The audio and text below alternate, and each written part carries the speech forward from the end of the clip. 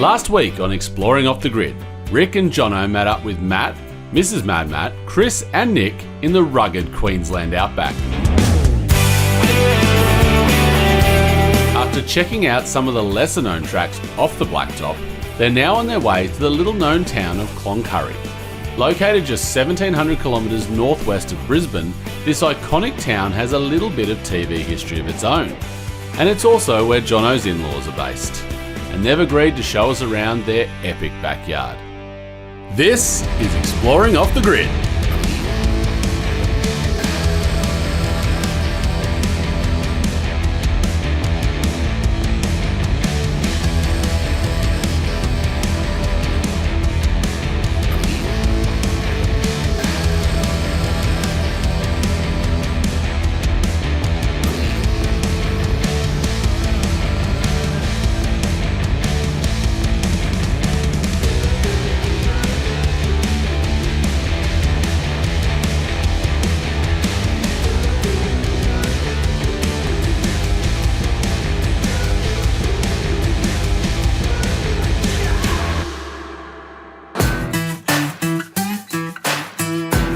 So we're just going to go up here to the lookout and just meet up with Col and Dave. Our locals have been here for a lot of years, so actually in-laws and my brother-in-law.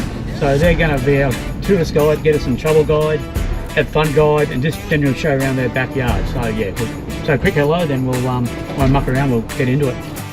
Sounds good, mate. Nothing a bit of local knowledge. I think we need it, mate. It doesn't go astray, I tell you. Here they are there, yep. They're good.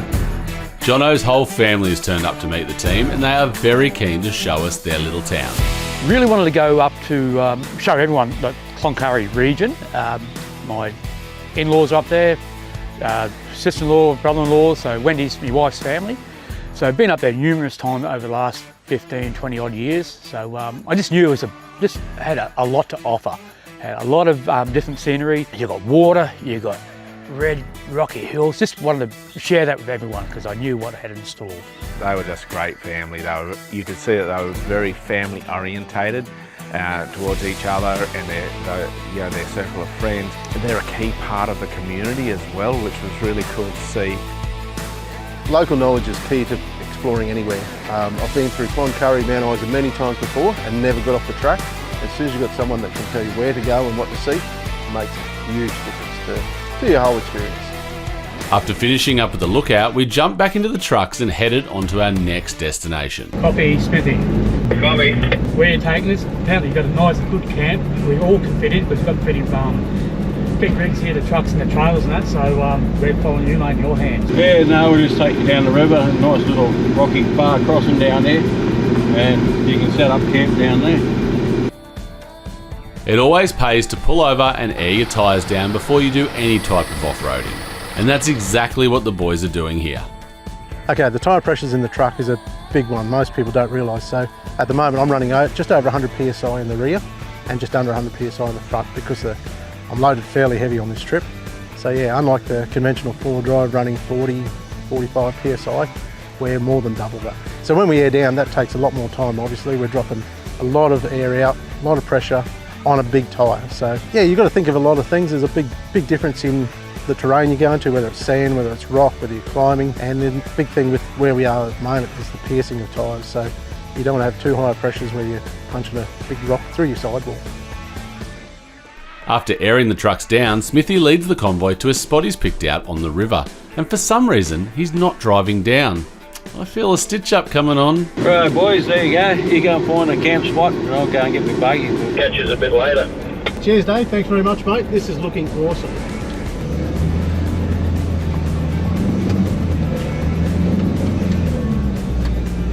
Oh no!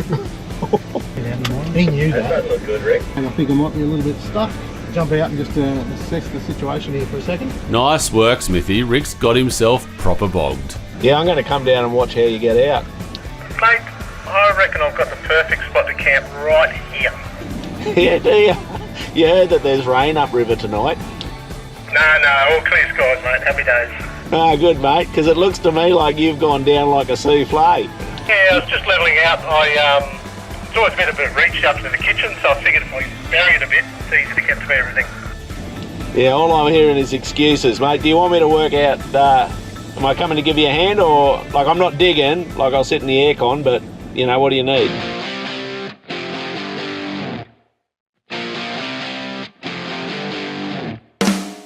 I'm not going to talk too loud because I might be bogged next, but when you get into a bogging situation, it's all too easy to feel embarrassed and start panicking and think, I've failed in front of everybody. The best thing you can do is stop and make a plan. So this is the current plan. We're going to get the weight off the trailers. That's going to make the trailer easier to tow. Now Rick has already aired down to 35 PSI before he even came into the creek. It didn't work out for him, so what he's going to do now is air the truck down to 20 PSI all round. That's going to improve his traction in this sand a huge amount. The next point I want to just highlight to you, oftentimes you'll find you get bogged in heavy sand when you're trying to do a turn like this. And one of the reasons that happens is every tyre in the combination is trying to make a new tyre track through the sand. So the challenge we had with this recovery was getting all the wheels straight. So as I turned, every wheel was making its own path, creating more and more resistance. So not only the truck forward tyres, the trailer forward tyres as well. We just wanted to get it straight ahead so we could do a nice successful recovery. It's that real coarse river sand, so it's like powder on top, and then you go under a few feet and it's like wet, there's water. Where I was, I couldn't pull straight ahead, so we had to actually try and get it straight. Righto, buggies are off. I've aired down a bit more. This river sand's really soft, and yeah, I'm having my doubts. I'm hoping we get out on this go, but let's see how we go. I think it's going to be a pretty long day.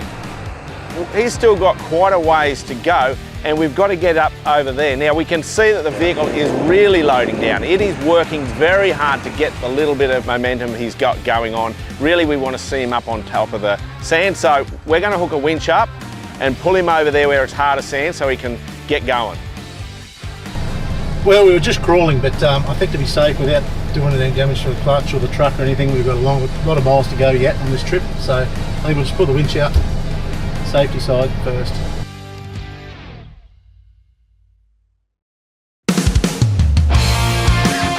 Righto, we were just inching out, but it was very hard on the clutch, so I think just so we don't break anything, we'll pull the winch out, pull it off one of the other vehicles, and we'll get to our camp. I've already got the 200 series aired down, so I should be good on this sand, but at the bottom of this, there's a little bit of water. Fingers crossed I'm okay.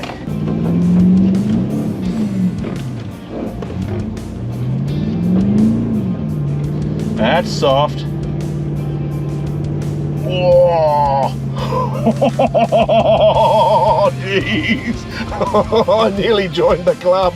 I'll keep a bit of momentum up as I go back, so I can get over here, hopefully out of that wet sand. Because I was driving the 200 and not towing, it made sense to use my vehicle as an anchor point.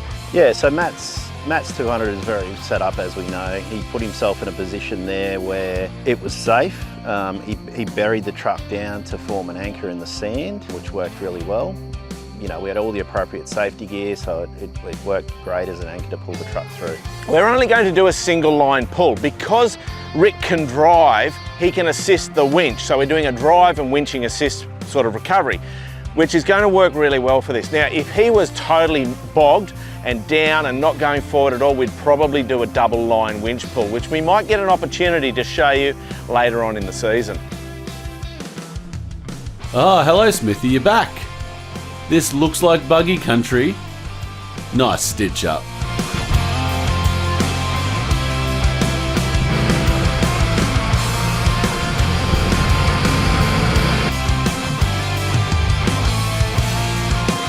All right, let's hope this gets through. Yeah, we're all good now, so happy days.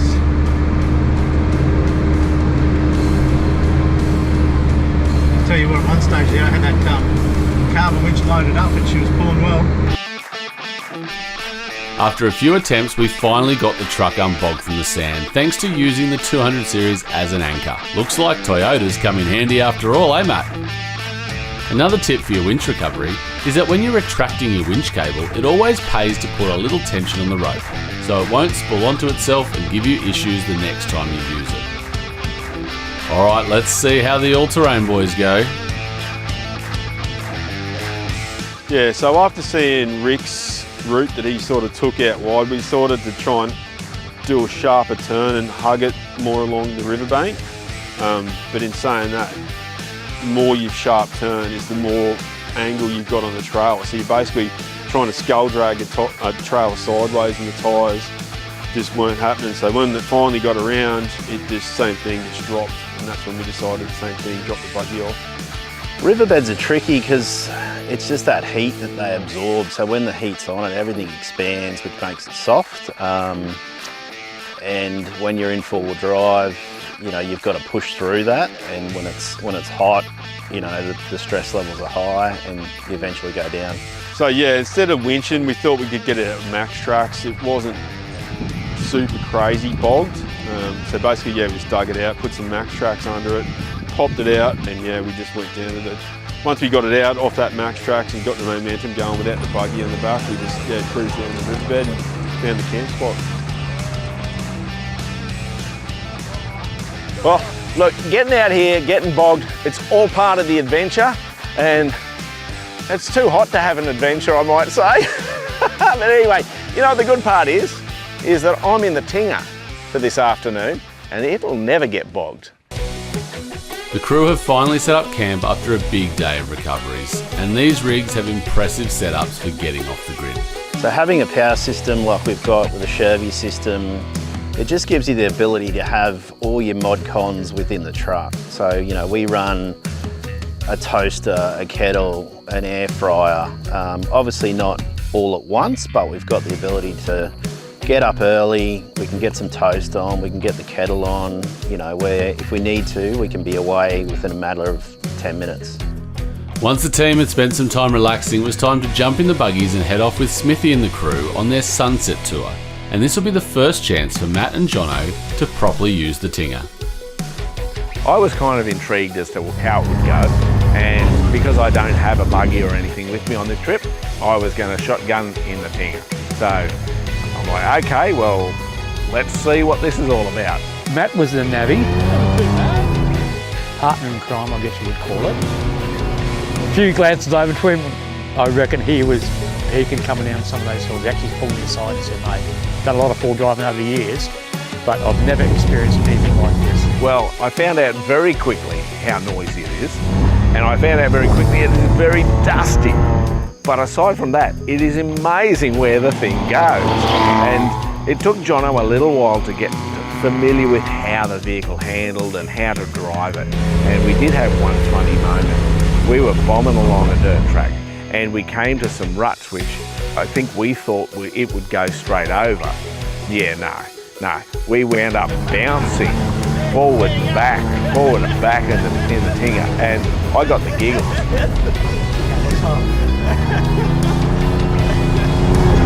Oh, he shot in the sky. It was a funny act, but I'm glad we had a seatbelt on. Helmets, I tell you. Well boys, you look like you're having as much fun as a pig in mud. Let's see if you can catch up with the others to continue the sunset tour.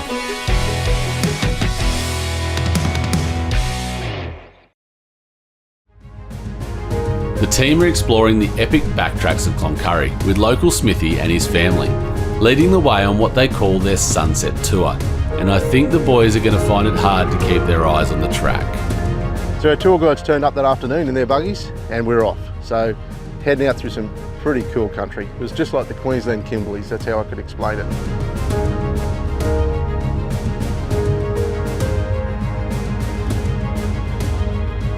Went out through a few different tracks, started getting rocky and it started getting hill climb. So we hadn't really done too much rocky hill climb work in that buggy. It's more just been flat stuff around the tracks. He basically just pointed to a mountain and said, we're going there. So we were like, oh, okay. So heading up onto those high points around Cloncurry and getting to see the terrain, the country from those high points was spectacular.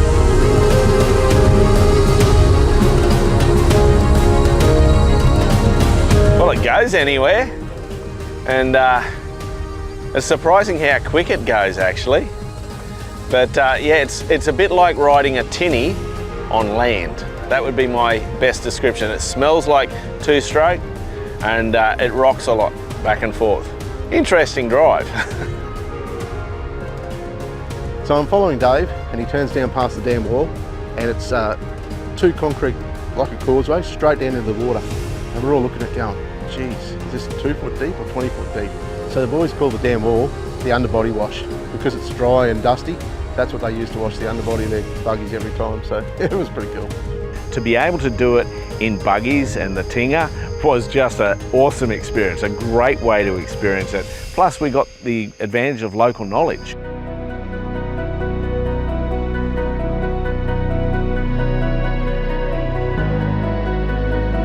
Incredible track on the way through. You know, we're ducking and weaving all these special little tracks to get up there. Didn't really know what to expect, to be honest, because we were sort of climbing up this hill and up and over a range, and then next minute the sun was sort of setting and we were just overlooking this awesome lake there. It was incredible to see.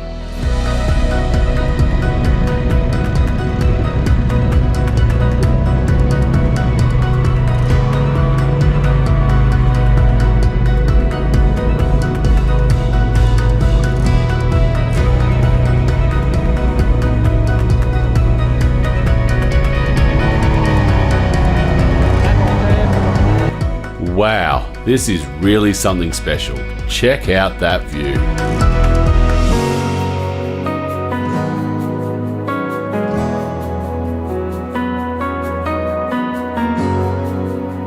Dude, you have excelled. It's not what you know, it's who you know, isn't it? It is, isn't it? What a special place, eh? This is spectacular, and let's be honest, unless you know people, you're not getting to do this. No, that's it. A bit of local knowledge and Yeah. who you know, not what you know. Yeah. Yeah, well, sun's down. I think we better get back to camp. We've got a bit of a track. Yeah. Get a fire going, have some tucking. I'm actually keen for a shower. Me too. A massive thanks to Smithy, Cole and the family for showing us your backyard, and we've only just scratched the surface.